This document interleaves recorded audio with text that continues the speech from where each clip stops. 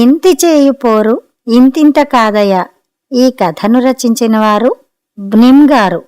ఈ కథ ఆంధ్రభూమి సచిత్ర వారపత్రికలో జూలై 2006లో ప్రచురితమైంది. ఇంటిలోని పోరు ఇంతింత కాదయ్యా అన్నాడు మహాకవి వేమన. వేమన పద్యాన్ని చిన్నప్పుడు అమ్మ చెబితే విని అని 3 సార్లకే అప్పగించేశాను. ఇప్పుడైతే బుర్ర పెరిగిందో తరిగిందో నాకు తెలీదు గాని దాని అర్థం ఖచ్చితంగా తెలిస్తే గాని అర్థమవదు, మెమరీలో ఉండదు. మెమరీలో ఉండదు అనడానికి కారణం లేకపోలేదు. అయితే అది గుర్తు చేసేది మా శ్రీమతే. నాకు మందబుద్ధో మరపుతనమో ఉందిట.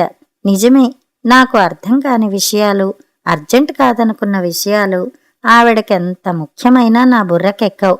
దానికోసం అమ్మతో చిన్నప్పుడు తిన్న చీవాట్లు లాంటివి కొంత డబుల్ డోసులోనూ కొంత గౌరవంగానూ వడ్డిస్తుంటుంది మా ఆవిడ. అమ్మ కోపం వస్తే చవట అని తిట్టేది. ఈవిడగారు డబుల్ డోసులో గౌరవంగా మీరుట్టి చవట వెధవగారండి అంటుంటుంది. సరే, భరించేవాడు భర్త అంటారు కదా అని చచ్చినట్టు భరిస్తున్నా. అయితే చవట వెధవగారినయ్యాను కదా.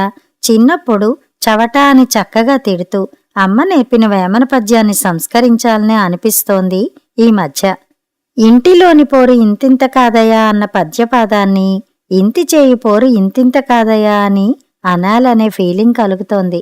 నిజం, మా ఆవిడ బంగారు తల్లే గాని ఈ మధ్య వేమన పద్యం పదే పదే జ్ఞాపకం తెచ్చేంత పోరు పెట్టేస్తోంది.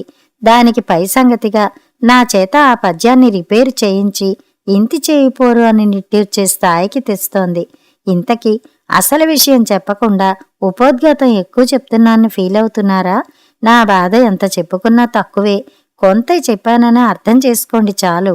సరే, పాయింట్లోకి వస్తాను. గత 2 వారాలుగా మా ఆవిడ చేయి పోరు ఇల్లు మారుదామని. ఈ ఇల్లు మారడం సుతరాము నాకిష్టం లేదు. దేనికి సరు సౌమ్యంగానే అడిగాను. ఇల్లు మారడానికి కూడా కారణాలు కావాలా? గయ్యిమంది. నా నోరు మూతపడింది. ఇంటి ఓనర్తో ఇబ్బందా? నేను డ్యూటీకి వెళ్ళాక ఎవరైనా సతాయిస్తున్నారా? పక్కింటి వాళ్ళు నచ్చలేదా? నేను మామూలుగానే బుర్రకెక్కించుకునేసరికి ఆలస్యం చేస్తానుగా. ఓ వారం గడిచాక ఆవిడ పోరు స్థాయి పెంచింది. ఇంక బుర్రకి ఎక్కించుకున్నాను. తప్పలేదు. గురూ, మాకో ఇల్లు వెతకాలి అన్నాను ఫ్రెండ్ కృష్ణమూర్తితో. కొనడానికా? జోకులొద్దు, అద్దెకి. అదేంటి, మీ ఇల్లు బాగానే ఉంది, పైగా రెంట్ కూడా తక్కువగానే ఉందిగా. ఎన్నైనా ఉండవచ్చు, ఆ ఇంట్లో ఉండే యోగం ఉండాలిగా. ఏంటోయ్ డిప్రెస్డ్గా మాట్లాడుతున్నావు? జవాబేం చెప్పాలో నాకు తెలియట్లేదు. కష్టం మీద ఇంటి చేయి పోరు ఇంతింత కాదయా అన్నాను.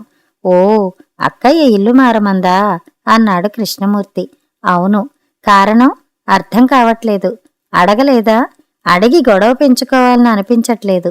కృష్ణమూర్తి కొంతసేపు ఆలోచించుకున్నాడు. సరే, ఎక్కడ కావాలి ఇల్లు? ఇక్కడేరా, ఇక్కడ స్కూల్లో పిల్లల్ని చేర్పించాం కదా. ఓ కరెక్ట్.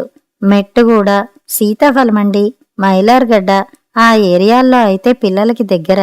వచ్చే ఆదివారం ప్లాన్ చేసుకుని ఇద్దరం ఇళ్లవేటకి వెళ్దామని డిసైడ్ చేసుకున్నాం. ఆదివారం వరకు నా పోరు ఆగుతుందా అని నాకు టెన్షన్గా ఉంది. ఇంకా 3 రోజులు గడవాలి. ఆదివారం పొద్దున్నే కృష్ణమూర్తి వచ్చాడు. నేను బాత్రూంలో ఉన్నాను. సరస్వతితో మాట్లాడతాళ్లే అని నేను ధైర్యంగానే ఉన్నాను. స్కూటర్ మీద ఇళ్లవేటలో వెళ్తున్నప్పుడు కృష్ణమూర్తి చెప్పాకే మా ఆవిడ అభిప్రాయం నాకు తెలుస్తోంది. కారణం తెలిసి నాకు గొల్లున నవ్వొచ్చింది. కృష్ణమూర్తిని ఆగమని స్కూటర్ దిగి విషయం తెలుసుకున్నాను. సరస్వతి ఈ వీధిలోకి వచ్చే పని మనుషులందర్నీ వాడిందట. వాళ్ళెవరూ ఈమెగారికి నచ్చలేదుట. ఈవిడ ఇంటికి వెళ్లాలంటేనే దండం పెట్టేసే స్థితికి వచ్చేశారట వాళ్ళంతా. ఆవిడ అహం కాపాడుకోవడానికే ఇల్లు మారాలట. ఇప్పుడు ఇళ్లవేట తిరిగి తిరిగి ఓ చోట ఇల్లు పట్టాం. ఓనర్ వేరే చోట ఉంటుందిట. పైన ఉన్నవాళ్లు ఇల్లు చూపించారు. థ్యాంక్ గాడ్ అనుకుంటూ ఇల్లు చూశాను. పిల్లల స్కూల్కి దగ్గరే, అద్దె బాగా ఎక్కువే, కొంచెం కష్టమే. ఓకే, ఎక్కడో అక్కడ ఎంతకో కొంతకి అడ్జస్ట్ అవుదాం అన్నాను. వెంటనే అడ్వాన్స్ ఇచ్చేశాను. మేం ఇల్లు మారాం. మా ఇంటి ఓనర్ కనిపించడానికి 3 రోజులు పట్టింది. ఆవిడ వచ్చింది. చూడగానే మా ఆవిడ నేను షాక్ అయ్యాం. ఆ అమ్మాయి పాత ఇంట్లో ఉన్నప్పుడు మా పని మనిషి. మా ఆవిడ ఆఖరిసారి రిజెక్ట్ చేసిన పని మనిషి ఈవిడే. ఈ మహత్తర విషయాన్ని తట్టుకోవడానికి మా ఆవిడికి చాలా టైమే పట్టింది. నాకు ఓదార్చడానికి ఎంత టైం పడుతుందో తెలియట్లేదు. మా హౌస్ ఓనరు, ఫికర్ చేయకుండ్రి, గీ ఇంట్లా పని చెయ్యనీకి గీ గల్లీ నిండా మస్తు మంది ఉన్నారు. మీకాళ్ళెవ్వరూ నచ్చకపోతే మరో ఇల్లు నేను చూసి పెడతాను అంది. మా ఆవిడికి ఎప్పుడో మాట పడిపోయింది. నాకు నోరొస్తే బావుండేది.